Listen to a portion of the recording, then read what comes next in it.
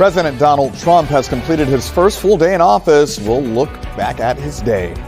Plus, Illinois workers with disabilities are getting a pay hike. Hear how the state will phase out its sub-minimum wage.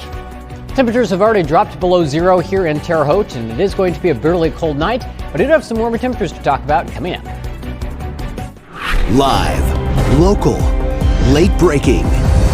This is News 10 First at 10.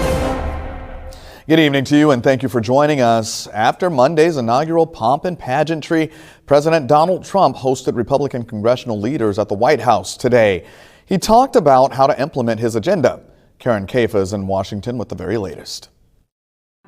President Donald Trump and Vice President J.D. Vance and their wives attending a prayer service at Washington National Cathedral. The day after Trump signed dozens of executive actions to jumpstart his second presidential term. I'm ready. When are you going to talk with it? Including withdrawal of the U.S. from the Paris Climate Agreement and the World Health Organization, a 75-day delay of the U.S. ban on TikTok, sweeping pardons and commutations of rioters involved in the January 6, 2021 insurrection at the U.S. Capitol, and aggressive immigration policies likely to prompt a massive immigration crackdown. ICE they're out there enforcing law out today, and of course, as I've said numerous times, they're concentrating on public safety threats.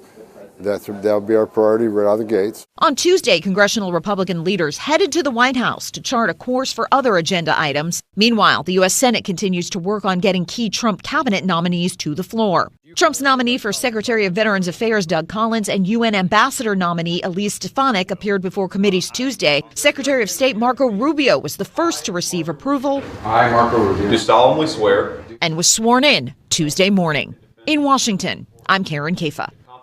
After Trump was sworn in yesterday, he signed a record number of executive actions. That includes an order pardoning or commuting nearly all of the January 6th defendants. The pardons also extended to those convicted of attacking law enforcement officers. When asked about the pardons, Trump made claims about, quote, outside agitators, including the FBI. Well, we've told you about several people here in the Wabash Valley who were arrested for their role in the January 6th insurrection. Anna Morgan Lloyd and Donna Subisi are both from Bloomfield. They were sentenced for parading, demonstrating, or picketing in the Capitol building. A Vincennes man was also arrested. Jonathan A. Sanders Sr. was accused of entering the Capitol and engaging in disorderly conduct. Most recently, Nicholas Hofer of Clay County was arrested. An FBI report detailed Hofer's alleged actions at the Capitol. Airlines will soon be adding larger, dual-class aircraft on its flights. Starting on June 5th, it will be using Embraer 170 aircraft. The airport says upgrading to this aircraft will create an additional 20 per year.